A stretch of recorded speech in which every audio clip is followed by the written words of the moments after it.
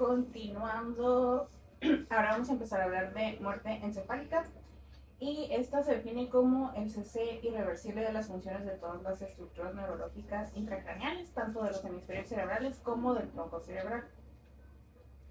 En cuanto a su etiología y epidemiología, representa un 15% del total de los fallecidos en UCI, entre el 10 al 20%. Las causas más frecuentes son TCEs graves, encefalopatía hipóxico-isquémica, infartos y accidentes cerebrovasculares, infecciones del sistema nervioso y también cetocidosis diabética y falla hepática fulminante.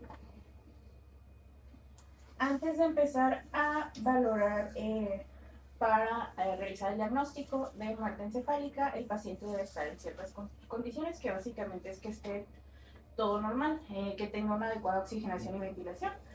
Y aquí debemos garantizar la correcta función respiratoria del paciente, que tenga estabilidad hemodinámica, que la PA esté dentro de los percentiles para su edad. Debe de tener ausencia de hipotermia, la temperatura central debe de ser mayor o igual a 35 grados centígrados. En caso de que el paciente lo hayan realizado la hipotermia terapéutica, se debe de recalentar al paciente antes de iniciar la valoración clínica, ya que el flujo cerebral disminuye aproximadamente un 6% por cada grado que descienda la temperatura corporal. También se deben descartar alteraciones metabólicas graves como son hipoglucemia, hipofosfatemia severa, encefalopatía hepática y coma hipotiroideo. Y se deben descartar efectos de fármaco o de tóxicos. Se deben de suspender todos los sedantes o drogas y esperar su eliminación antes de que se realice esta exploración física. Ahí es importante saber las vidas medias de los fármacos, ¿no? Porque si hay sedantes que pueden tardar en eliminarse un buen tiempo. Ayer veíamos lo que mencionabas del midazolam, que también tiene metabolismo a nivel muy hipofílico. Entonces, en pacientes que son obesos, ¿no? Que tienen mucha índice de masa corporal, mucha grasita, pues puede tardar un poquito más en verse ya los efectos del fármaco eliminado. Y para iniciar el diagnóstico debe de realizarse por dos exploradores diferentes y estas dos exploraciones deben estar separadas por 24 horas en neonatos y en mayores de un mes por lo menos de 12 horas. En la primera evaluación que se haga se va a establecer si el paciente cumple con los criterios de muerte encefálica y en la segunda evaluación se van a confirmar los hallazgos de esto. Ahora vamos a pasar a las pruebas que se van a realizar al paciente. Básicamente vamos a revisar si hay presencia, o en este caso había ausencia de los reflejos troncoencefálicos. Vamos a revisar el reflejo fotomotor. En este se evalúa el segundo y tercer par genial. Y aquí vamos a estudiar con una luz potente el reflejo fotomotor. Aquí pues no puede haber reactividad pupilar ni reflejo consensual. En el caso de que haya muerte encefálica, las pupilas pueden ser redondas, ovales o dismórficas, de tamaño medio o midriáticas, y debe descartarse que el paciente no esté ante efectos anticolinérgicos como la atropina o la atropicamina. También está el reflejo corneal. Este va a explorar la protuberancia y vamos a valorar con estos el quinto y el séptimo par. Se va a realizar con una gasa otoruna, se va a estimular la córnea y no puede presentar ningún movimiento de parpadeo ni lagrimeo como respuesta. Y algo que nos puede alterar aquí este reflejo es que el paciente tenga relajantes musculares o que haya edema corneal significativo en el paciente. También está el reflejo oculocefálico, que son los ojos de muñeca. Este explora el bulbo protuberancial, explora el octavo par y el par 3 y 6. Y aquí se realiza manteniendo abiertos los dos ojos del paciente a la vez y se realizan giros rápidos en la cabeza en sentido horizontal.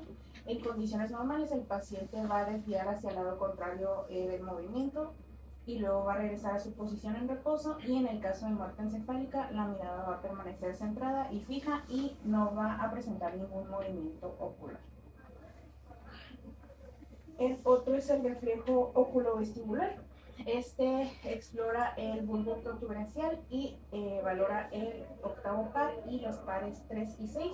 Se realiza elevando la cabeza a 30 grados para que el conducto semicircular lateral se encuentre vertical y la estimulación pueda ser máxima. Y lo que se realiza aquí es que se inyecta en el conducto auditivo externo 30-50 mililitros de solución salina a temperatura de 0 grados, manteniendo abiertos los ojos durante 1 minuto. Y la respuesta normal es que haya un nistagmo lento hacia la zona irrigable. En el caso de que no haya ningún movimiento, pues va a ser negativo.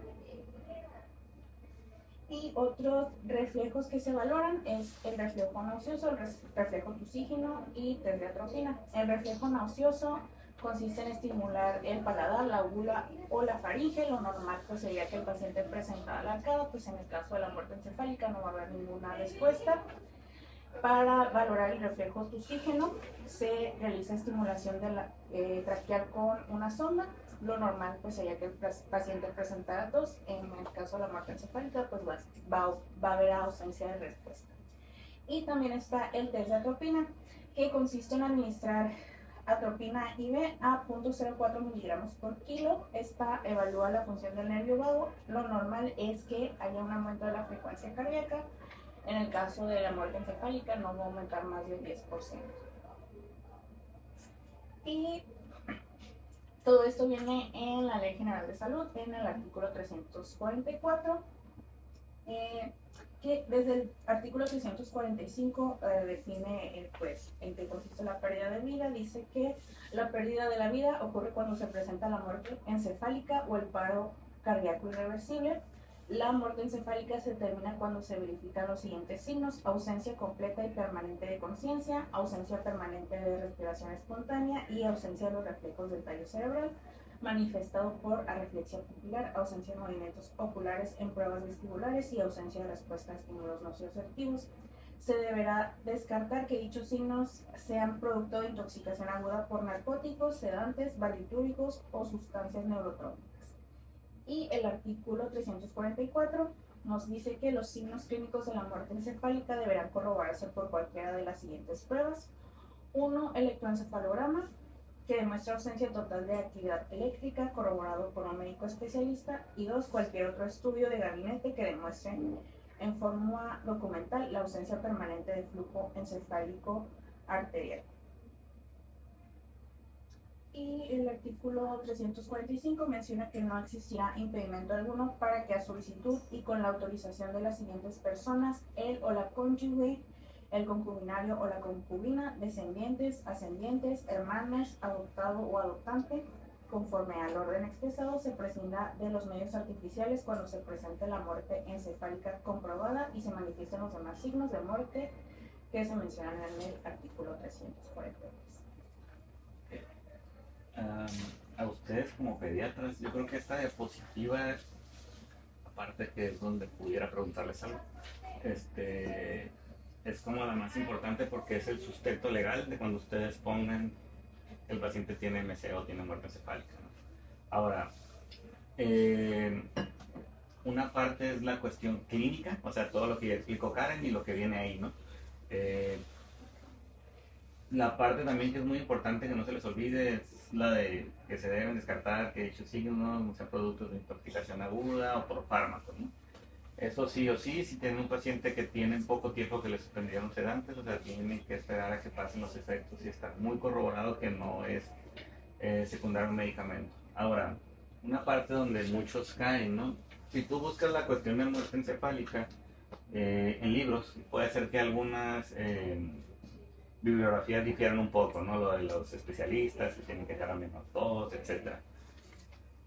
En la gran mayoría de los casos, sobre todo ustedes aquí, uno de los que creo que sí pueden tomar en cuenta son los de terapia intensiva, en teoría, y la mayoría del tiempo, por lo general, a nosotros nos enseñaron que tenemos que esperar que el neurólogo o alguien del área de neuro viniera y pusiera su valoración. Va a estar muy difícil que lo logren, ¿ok? Entonces, la parte del 344 es muy importante, porque te dice los signos clínicos de muerte encefálica deberán corroborarse por cualquiera de las siguientes pruebas. No te dice necesito las dos, dice, por cualquiera de las siguientes pruebas. Entonces, si ustedes tienen todos los signos, ¿no? Todos cumplen todo lo del 343, y por ejemplo pidieron el electroencefalograma, y ese electroencefalograma demuestra la ausencia de actividad eléctrica,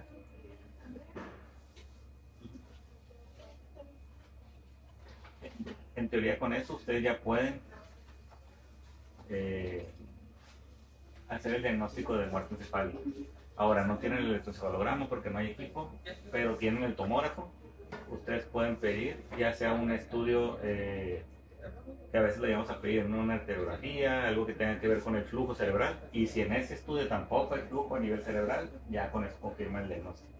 ¿Ok? No es para que quede muy claro. Ahora, para fines legales, ustedes pueden poner sospecha de muerte encefálica si no cumplen todos los criterios.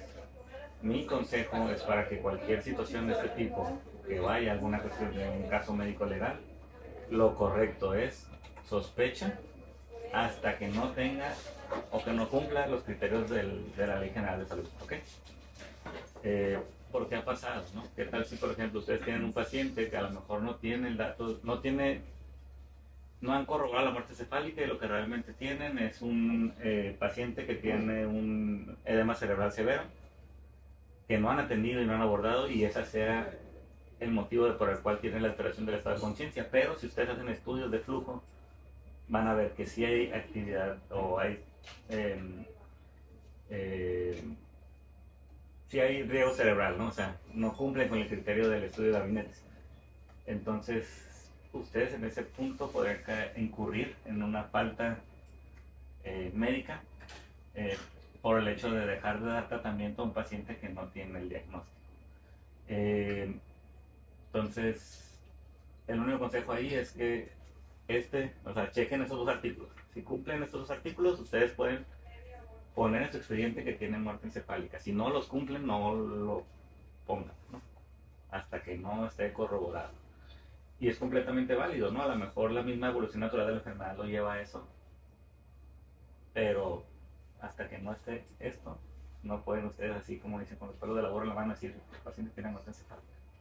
Nos han tocado casos que tienen un edema tan severo que de repente le das tratamiento y el paciente empieza a moverse ya, y empieza a reaccionar, y dices, o sea, a lo mejor no, la calidad de vida no va a ser buena, pero no es una muerte encefálica. Entonces, esa diapositiva creo que es como la más importante para fines legales. Eso es lo que tienen que revisar ustedes, y que si se cumple, adelante con todo el tranquilidad del mundo lo pongan, si no, espérense. Y pues ya por último mencionar cuáles van a ser los estudios. Pues está el electroencefalograma, que este va a estudiar la actividad bioeléctrica de la corteza cerebral en la convexidad de los hemisferios cerebrales. El gold estándar es la arteriografía cerebral, que se utiliza para demostrar la ausencia de flujo cerebral y se basa en la inyección de contraste arterial para visualizar la circulación. Y otro que se puede usar es la angiotac helocoidal, sin embargo tiene muchos falsos negativos, hasta en un 60%, y en pues la ausencia de contraste en la arteria basilar, arterias pericallosas y terminales del córtex, venas profundas, senos sagittales superior y recto, y visibilidad regresada de la arteria oftálmica es lo que vamos a poder. Y de esos tres el mejor es la arteriografía cerebral. Y pues ya sería todo. Muy bien.